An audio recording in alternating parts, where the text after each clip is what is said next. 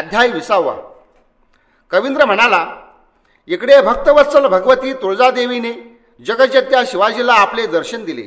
जणू काय टवटवीत कल्पलताच समोर उभी आहे अशी रत्नालंकारयुक्त आरक्त चरण, सोन चाफ्याच्या फुलाप्रमाणे कांतिमान, झगझगीत नील वस्त्र परिधान केलेली, काळ्या बुचड्याच्या खोप्याने शोभणारी, अत्यंत सुकुमार कुमारीचा वेश धारण करणारी, पूर्णेंदूप्रमाणे सुंदर मुख असलेली, इंदिरा वराप्रमाणे सुंदर नेत्र असलेली, मंद स्मित करणारी, नव्या पोवळ्याप्रमाणे लाल ओठ असलेली, तेजस्वी कुंकुम तिलक लावलेली, रत्नजडित कर्णभूषणे घातलेली, सुंदर नाशिकेत चित्र विचित्र रत्नजडित नथ घातलेली, कोमल भुज असलेली, कमळाप्रमाणे हात असलेली, नाजूक बोटे असलेली, रत्नांच्या तेजाने चमकणाऱ्या अंगठ्या घातलेली, शुभ लक्षणी, गळ्यात मोत्यांचे अनेक पदरी लहान मोठे हार व रत्नांची कंठी घातलेली, जरीच्या फुलांची काळी चोडी घातलेली, नाभीपर्यंत लोंबणारा हार घातलेली, रत्नजडित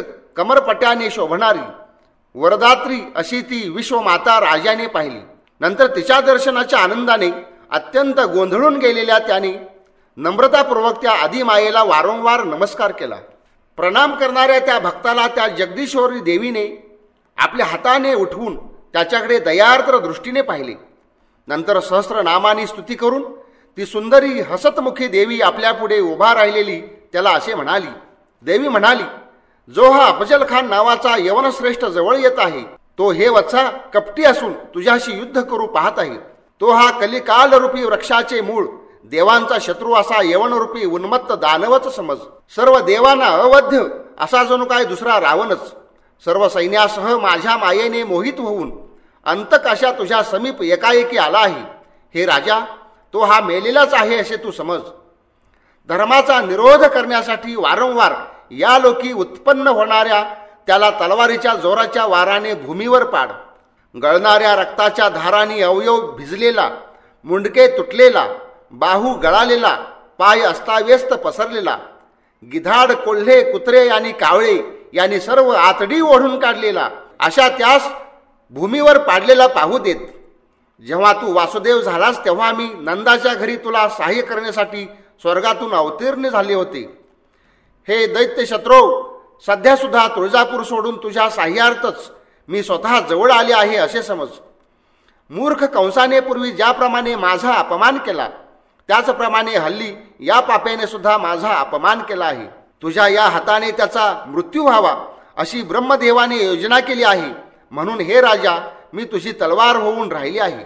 याप्रमाणे बोलून भावानी त्याच्या तलवारीत शिरली आणि जागृतावस्थेत असूनही त्याने ते स्वप्न आहे असे मानले. मग तो आपल्या अंतकरणात तुळजादेवीचे वारंवार ध्यान करू लागला. सगळा पृथ्वीचा भार आपण नाहीसा केलाच असे तो मनामध्ये मानू लागला. प्रतापगडच्या शिखराच्या तटाच्या आतील सभेत बसून त्याने पायदळाच्या सेनापतींना आणून असे भाषण केले. मी बोलावल्यावरून सैन्यासमवेत तो मोठा आश्रय असलेला यवन संधी करण्याच्या इच्छेने इकडेच येत आहे.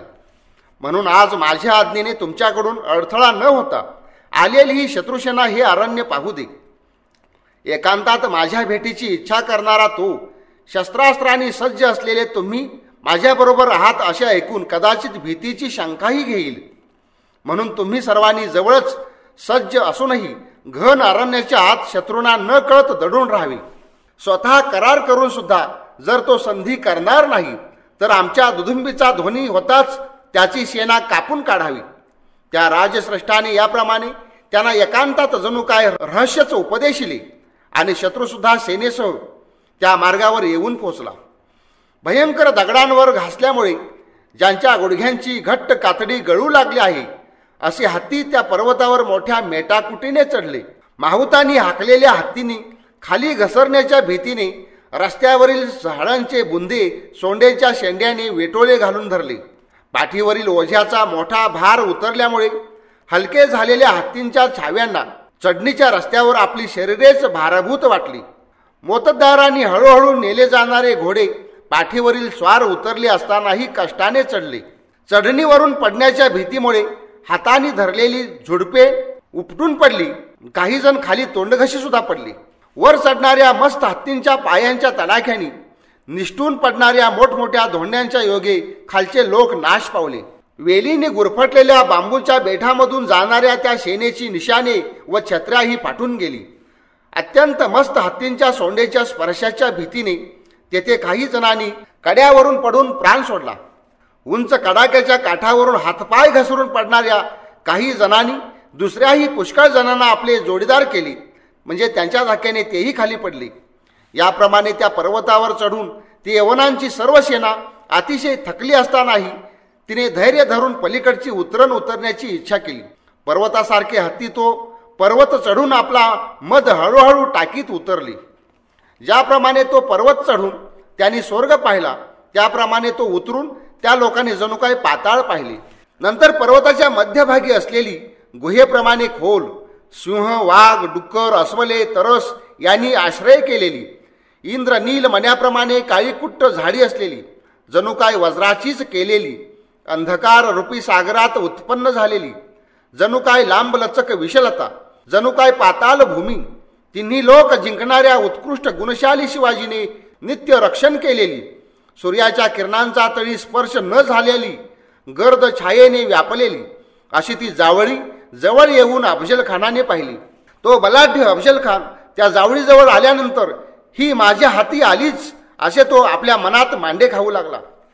तो जावळीजवळ आलेला ऐकून शिवाजी राजा सुद्धा हा सुदैवाने इथाच माझ्या तावडीत सापडला असे वाटले. नंतर भीतीने जणू काय निरुत्साही होऊन वेळूच्या बेटाने व्याप्त अशा कुमुदतीच्या तीरावर शत्रूने तळ दिला. ज्या भयंकर स्थळी त्याचे ते सैनिक घाबरून गेले तेथे तो एकटा अफजल खान मात्र भ्याला नाही. अत्यंत उंच आणि भव्य तंबूनी सुशोभित, साखळ दंडानी खुंटाला बांधलेले मस्त हत्ती असलेली, जमिनीत पुरलेल्या मेखांना बांधलेल्या घोड्यांच्या रांगांनी युक्त, नुकत्याच बांधलेल्या अनेक उंटांच्या तांड्यांनी व्यापलेले, विक्रीच्या पदार्थांनी भरलेल्या दुकानांनी गजबजलेल्या बाजारांनी शोभणारे, जाणाऱ्या येणाऱ्या व इकडे तिकडे भटकणाऱ्या लोकांच्या गलबल्याने भरून गेलेले, अतिशय लांब असूनही त्या वन प्रदेशात अगदी छोटे दिसणारे असे ते सैन्य दृश्य असूनही त्या ठिकाणी अदृश्य झाले. शिवाजी आणि अफजल खान या दोघांनीही कुशल विचारण्याकरता आपापले वकील एकमेकांकडे पाठवले. शिवाजीचे अंतकरण अफजल खानाने ओळखले आणि अफजल खानाचेही शिवाजीने ओळखले. विधात्यानेच तेवढा तो खरा प्रकार ओळखला. इतर लोकांस तो तह होत आहे असे समजले. या आलेल्या पाहुण्याला व त्याच्या पुत्रांना सुद्धा कसेही करून मी आपल्या शिष्टाचारास अनुसरून देणग्या दिल्या पाहिजेत. त्याचबरोबर मुसे खान, अंकुश खान, याकूत, अंबर, त्याचप्रमाणे हसन खान आणि इतर सर्वांना, तसेच मोठा चुलता मंबाजीराजे यालाही वेगवेगळ्या देणग्या दिल्या पाहिजेत आणि सर्व प्रकारच्या रत्नांची परीक्षा केली पाहिजे. अशा प्रकारे त्या राजाने जेव्हा व्यापारी बोलावले तेव्हा त्या अफजल खानाच्या आज्ञेवरून ते शिवाजीच्या जवळ आले. मग आपापली आणलेली ती रत्ने त्या व्यापाऱ्यांनी ताबडतोब घेणाऱ्या शिवाजीस दाखवली. त्या अफजल खानाच्या सैन्यातून तेथे बोलावलेल्या व्यापाऱ्यांपासून त्याने सर्व रत्ने घेतली आणि त्या सर्वांना आपल्याजवळच ठेवली. तेव्हा त्या लोभी व दैवाने बुद्धी नष्ट केलेल्या मूर्ख व्यापाऱ्यांनी पुष्कळ लोभाच्या आशेने आपण पर्वत शिखरावर सर्व बाजूनी कोंडले गेलो आहोत हे ओळखले नाही. त्या शिवाजी राजाने माझ्यावर विश्वास ठेवला आहे म्हणून मी त्याच्याजवळ जाऊन सांप्रत सख्य करण्याचे कपट करून आपली गुप्त कट्यार स्वतः त्याच्या पोटात खोल खुपसून आज ताबडतोब देवाच्या मंदिरामध्ये सुद्धा अतिशय भय उत्पन्न करीन.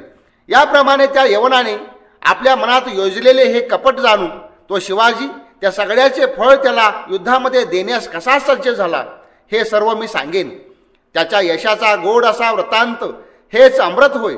त्याच्यापुढे अमृताची गोडी व्यर्थ आहे. या ठिकाणी 20वा अध्याय समाप्त झाला.